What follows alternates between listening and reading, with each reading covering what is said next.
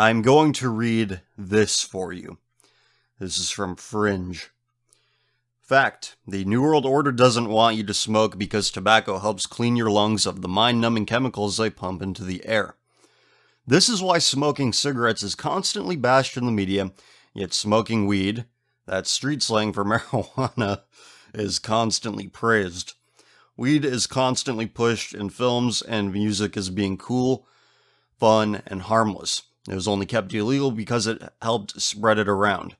It was only kept illegal because it helped spread it around? As we see in other countries where it is legal, not that many people smoke it. Okay, I get what he's saying now. The average normie dick swab will tell you that weed is healthy, and some arsewipes even believe it cures cancer. This is mostly due to a constant media campaign from Kikewood promoting the drug. Stoner films have even started to become their own genre. On the flip side, cigarettes are constantly bashed. Advertisements warning people of the health risks. Not allowed to have people smoking in some TV shows and movies. Not allowed to advertise them. My country, they must have plain packages with gruesome pictures on them, and they're heavily taxed $30 a pack. My country. This person's not right in the head, but I'm only reading this because if it means something to somebody, it means something to more than just this person. But I'll get to the point I wanted to make after I'm done reading this. Heavily taxed, $30 a pack, not to mention you can't smoke inside any business eating area or government-owned property. Could you imagine any other industry being treated this way? Also, nicotine is widely known for its ability to temporarily increase your, and this is where it starts getting really strange, temporarily increase your occult powers, and tobacco was used by the Native American Indians to stimulate their third eye in a peacemaking ritual that is believed to allow them to share emotions and simple thoughts in a psychic link on the astral plane with those involved. Tobacco and smoking played a large role in America's rapid rise and expansion, as well as their culture of personal freedom. It is no surprise that as smoking has dwindled over the last 30 years, so has America on the world stage. The less a nation smokes, the more willing they seem to give up other personal freedoms as well. So light up a fag and get puffing, my brothers and sisters. Freedom from this oppressive realm and the light of the monad awaits. This is what I get for reading Fringe. When whoever this is started going on about astral planes and monads and third eyes, that's where it went into, this looks like pro-weed propaganda. People who smoke weed are probably like, I don't say stuff like this when I smoke weed. I'm smart. Score one for weed, dude. Weed, man. Weed, dude. It cures cancer. In college, I got to witness firsthand the psyche of those that use marijuana habitually. And it's not pretty. I mean, my roommates were harmless enough, that's who I saw using it. But it just destroyed them. It destroyed any interest they might have had. It destroyed any amount of personality they might have had. And one of their friends asked me once, why don't you do it? Why don't you smoke weed? And I gave some bullshit answer like, individualism, blah, blah, blah. Some answer like that. And he's like, oh, yeah, I get that. As long as you don't judge. Don't judge. That was one of my first exposures to that. This was not that long ago. Few years. What's the difference between a few and a couple? What's your metric, regardless? I don't like weed. I don't like what it does to people. Nothing. Didn't care for its smell when it was going on. It's another thing. Yet, it is now acceptable. Ads are now being run where they're saying, oh, it's the new beer. It's the new beer. Yeah, beer makes anybody who partakes in it talk about, beer cures cancer, man. Beer cures my anxiety. Beer makes me, it helps me to study better. I've never heard anybody use that as an excuse for their beer consumption. Yet all of those excuses I've heard used by weed dude people. But I would like to get back to the post that I started with here. I think that it's pro-marijuana propaganda. At least it has that effect. But it still brings up some good points. Anti-tobacco ads you see all the time.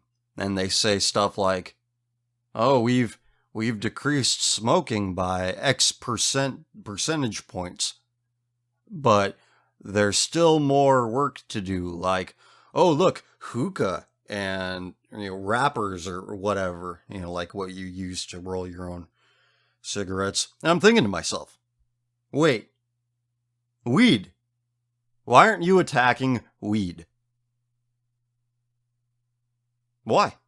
My suspicion is that these anti-tobacco ads, these organizations responsible for creating them and putting them on TV, want to create a generation of pot-addled retards. And they've been successful. They've been very successful. Weed, I think, is the consumerist drug. It is the ultimate consumerist drug, in that it creates the perfect consumer. Think about what mass media promotes. Think about what you see most often in television advertising. You see miscegenation, you see homosexuality, and you see anti-tobacco use, which is a roundabout way of saying smoke weed instead. As I've established before, mixed-race kids don't have anything against them personally, but they tend to have identity issues. Not saying that all of them do, but they do. I would bet on the fact that they have identity issues greater than the rest of the population that is apparently not mixed. Now, I understand with African Americans they have like between 15 and 25% European DNA, but they don't see themselves that way. I've talked to black people before, and they get annoyed when, at least some that I talk to, they get annoyed when black people try to claim other shit for themselves. I don't know how prevalent that attitude is, that particular attitude, but it's there, it's out there. And of course there are Mexicans. But I think your average mestizo does not have that view of themselves that they're mixed. Even though they technically might be, they have a culture of their own. So the identity issues are not, pretty much non-existent with them. And then of course you have the sodomites. You have the sodomites who also have some severe identity issues because their reproductive urges are being redirected in a perverse way. They know that, which is why they keep doubling down on it. Oh, maybe I'm not doing it right. Maybe I need to become a pause pig. Maybe I need to convert. Maybe I need to slam meth and hail Satan. And all of a sudden you're getting a biohazard tattoo and you're posting classified ads on, I don't know, what was that one we did back a couple of weeks ago? Breeding Zone. There we go. Rejecting natural traditional pair bonding leads to some very, very, very creative dysfunctions. But your average homosexual, people argue, oh, they're not like that. Well, be that as it may, they're still living a consumerist lifestyle. Their sexuality creates nothing. It consumes everything. They are a consumerist people. They are a consumerist class. There's nothing normal or decent about their impulses. Nothing. A predisposition towards sodomy and fellatio is like a drug. You keep doing it, you keep doing it, you keep doing it. And thousands of partners later, you're now keeping spreadsheets of how many pause loads you've taken. That was something that I looked at but did not record on the Breeding Zone episode. Some guy's like, here, download the spreadsheet. You'll be able to keep track of how many loads you've taken this year easier. And weed ties it all together. It makes you apathetic and stupid. Again, I've seen it firsthand. All it does is make people want to eat junk food, stuff their fucking faces over and over again, and watch Adventure Time. That's what it does. And don't make the mistake of thinking that I'm saying these things arbitrarily. That I'm just name dropping a cartoon because that seems like something stoners would do. No, that's what I witnessed firsthand. I'm very sensitive to ambience. I can't remember the particulars of conversations too well. Like, I can't remember precisely what words were said in what order. I can remember the general idea of conversations, but the specifics, they escape me. But the ambience of a situation, that burns into my mind. I don't know why, but that's what my mind is sensitive to. I have given you the unholy trinity of consumerism: miscegenation, faggotry, and weed. The irony of anti-tobacco ads, it's hilarious. They say, don't stuff Big Tobacco's pockets. Don't make them profit off of you.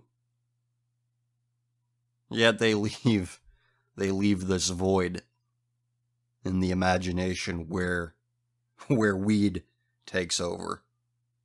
Why don't we run anti-weed ads saying, don't stuff the pockets of Big Potato Chip? See, you're laughing at that right now. I know you're laughing at it because it sounds ridiculous. It should sound as ridiculous to you as Big Tobacco. But it doesn't. Why? Look, I'm no fan of cigarettes either. I don't like the idea of smoking anything. The only thing that should be going into your lungs, air, oxygen. Oh, look, I vape.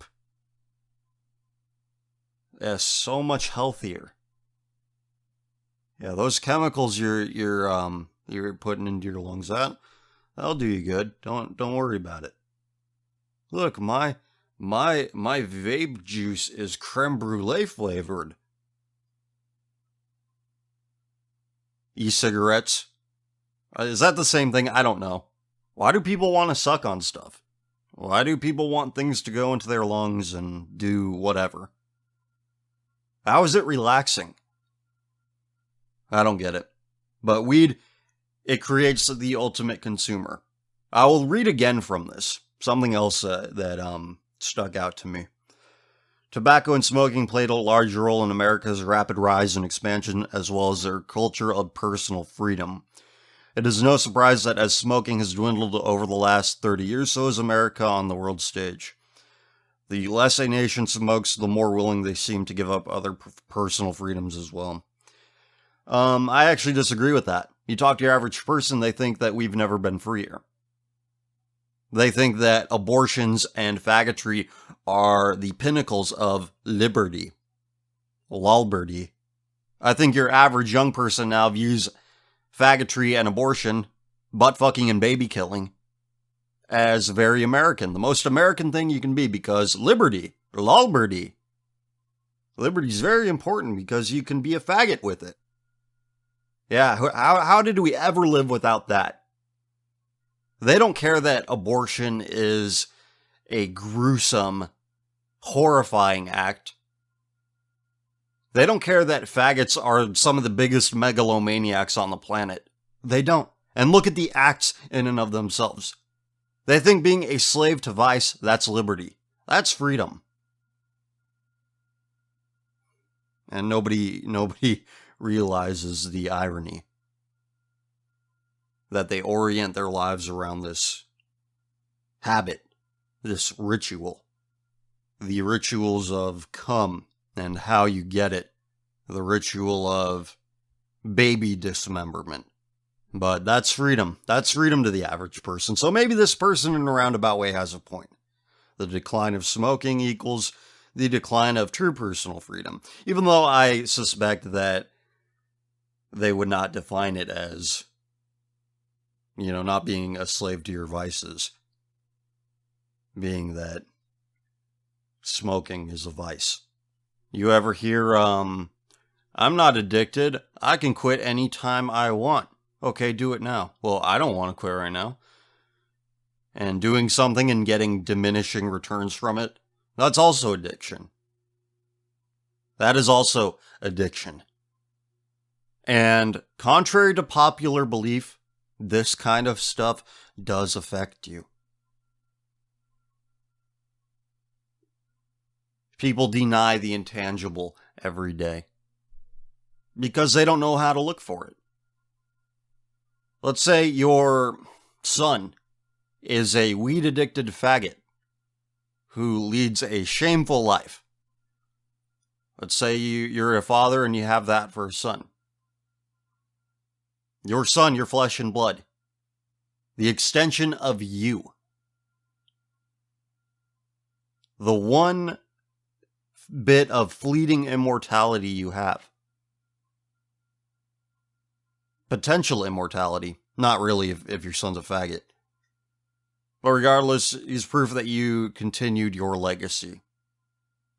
You continued you for some indefinite period of time into the future. It's a very profound thing having children. I can say that despite not having any myself. Think about how unlikely that is. I've said this before. That you exist. That you amongst all of the sperm made it. The only one, you. Life is so common, yet individually it seems so impossible that I'm here right now. That you're here right now listening to this. So, passing on your genetics, having children, it means a lot. And let's say your genetic legacy is a fuck up. That's not going to have an effect on you. That's not going to cast a shadow over your entire being. Because when somebody says it doesn't affect you, that is what they're saying. That the absurdity of life has no impact. Absurd in how impossible it is. When people say it doesn't affect you, they're saying that your contributions to the impossible have no impact. Because they don't know what a damaged relationship looks like. They probably have several, but they don't know how to spot it. They don't know what to look for. So of course they say, it doesn't affect you. It doesn't affect you that your contribution to the impossible, the unlikelihood of it all, doesn't affect you. It doesn't affect you that your genetic legacy is a dead end. A consumerist, diseased, dead end. It doesn't affect you, they say between exhalations of marijuana smoke. How do I transition away from that? Maybe I could keep reading Fringe. And I'm looking through the catalog, and I see a thread called ejaculation. Look, even in weird corners of the internet, you can't get away from cum. But we'll look at it. Let's find out what's being said here. I notice this board is very anti-ejaculating. No FAP, and I already have an idea of why that is, which I will not reveal yet, but I'm curious nonetheless. Obviously, jacking off to a 12-inch cock video, or fucking video/pictures of any kind is not fucking good. But what about using the semen to empower a sigil entity? What about the act of sex with a woman? Coming inside a woman is probably the best feeling there is. You can even mix this with your magic, as all you have to do is visualize your goal/symbol at the moment of climax. Orgasm is way more intense if you have a clear visualization of what you will be achieving. No, you don't. All you can think about is cum. That's all you're thinking about in that moment. Fucking your goal and symbol.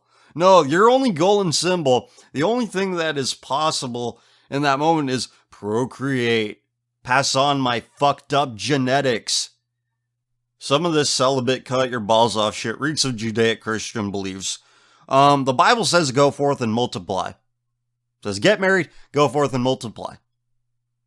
That's what it says. Fucking retard. And the responses. The Taoist philosophies of sex greatly inspired me. It is empowerment and yes, centers around semen retention, but without all the prudishness that appears to be edited into the major religions.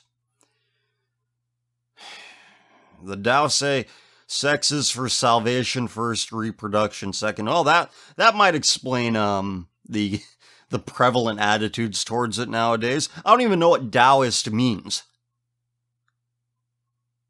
But, it's come for salvation. Come and you will be saved. It doesn't matter how you do it. Am I right, breeding zone? Sex is a vital cascade of hormones, but taken too far, results in the little death or ejaculation. It is also known as the battle of stealing strengthening in said philosophy. Of course, you can do mundane things like splooging onto sigils, but is that really right?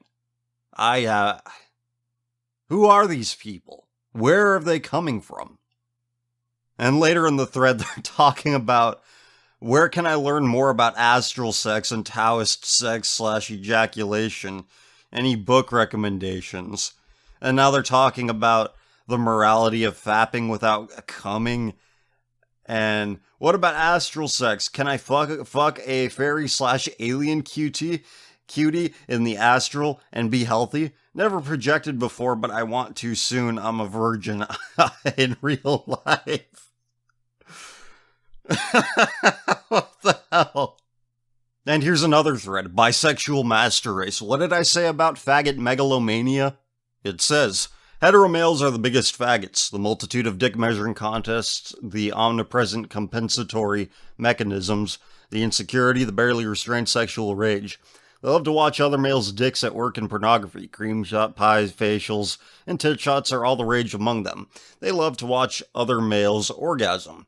Heteros always have to prove something. They're slaves to their genetic interests, cucked by selfish genes, cursed by monogamy, and turned into hyper-competitive violent twats. When you are a hetero male, all other males become your competitors. Better for them to die. What the fuck?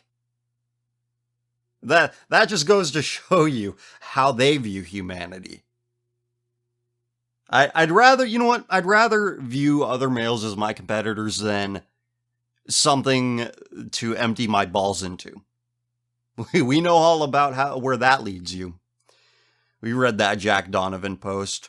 We realize the antipathy he has for his fellow man. It's sick. Same for hetero women. They often stab each other in the back in social situations to uphold the sexual social hierarchy they're damned by. Behold the pathological hetero males seen here in related forms, obsessed with being cucked, theorizing ridiculous red pill systems of sexual dynamics that only reflects their own pathology, hating everyone who isn't of their same race, promoting fascism and violence as the way to progress. All of it is sex gone sour, repressed natural drives turned into hetero rage. The cure is bisexuality. If the majority of humanity was bisexual, there would be no war or racism. Wait. Aren't faggots the biggest offenders of domestic violence? But violence and racism, it'll end. Fuck off. And more. And poverty and crime would be practically non-existent. This is because sex would resolve conflict instead of fists. The problem... So you're saying, no, I'm not going to try to put this into any context because there is none. This person's probably on drugs. The problem is that in early human history, a bunch of uptight assholes found out that forcing people into heteronormative roles makes them easily controllable by turning them into hateful twats. Or twits, rather. Gay people also get props because they are free of... Look, there you go. Gay people also get props because they are free of the sort of intrinsic murderous psychological drives that heteros have. Well, on Common Filth Radio, the upcoming episode of that, depends on upcoming, previous, in whatever order you listen to this, I'm going to be talking about that. I'm going to be talking about homo crimes. If you're a hetero, you can acknowledge your true sexuality through learning. If the prospect of sexual activity with another male disgusts you, learn to get off on the disgust and wrongness of it at first, and eventually that niche fetish will expand into a more healthy and less restrictive sexuality. Yes, healthy and less restrictive. Having all of your free time oriented around this. Oriented around cum and sodomy. Fuck off. If you care about the future of the human race, take a This person says, if you care about the future of the human race, take a dick in the ass. If you care about your own psychological well-being, such a cock. Hey, that's how he spelled it. He spelled it with an H. It said such. If you want to stop hating and despising everyone, rub dongs with a bro. Oh my god. The first response. If you care about the they quoted the famous quote. If you care about the future of the human race, take a dick in the ass. These people are megalomaniacs. They view themselves as gods. And then they said, since when degenerates on this board? Heretics okay, but deviants? And there's another response which looks good. I imagine this is only a test for young neophytes. Any well-studied or practiced occultist will be aware of the esoteric importance of yin-yang male-female sexual balance. We are electromagnetic beings who are not made to be energetically interacting with the same gender sexually. If you have done enough internal alchemy and energy work, this is the weirdest shit I've ever read. If you have done enough internal alchemy and energy, you'll be able to understand this from a practical and experiential way. I recommend to any who suffer from homosexuality or other sexual deformities to take a third-person look at themselves and their childhood. Go into a meditative state and try to dissect your emotional and mental body and then reintegrate back to wholeness. It's all good up until that. Focusing on yourself and viewing this shit through your own ego isn't going to cure you of this shit. This filth. It's all that focusing on the self that's what gets you here. This is why rules are in place. This is why standards are in place. So that you take the self out of the equation. After all, it is the self that has led you here to call yourself the bisexual master race. If you care, this person says, if you care about the future of the human race, take a dick in the ass. That is the most absurd thing I've ever read. Astral planes. Take a dick up the ass for the good of humanity. What else have we read here? Everything from lonely people. An idle mind is the devil's plaything. And fringe is proof. A very odd form of proof. I think weed use is the more prevalent evil. But this, whatever this is, I don't know. Just imagine if your kid grew up to be somebody's into this kind of stuff. But let me guess, it doesn't affect you, right? Doesn't affect anybody. Nope. So just shut up.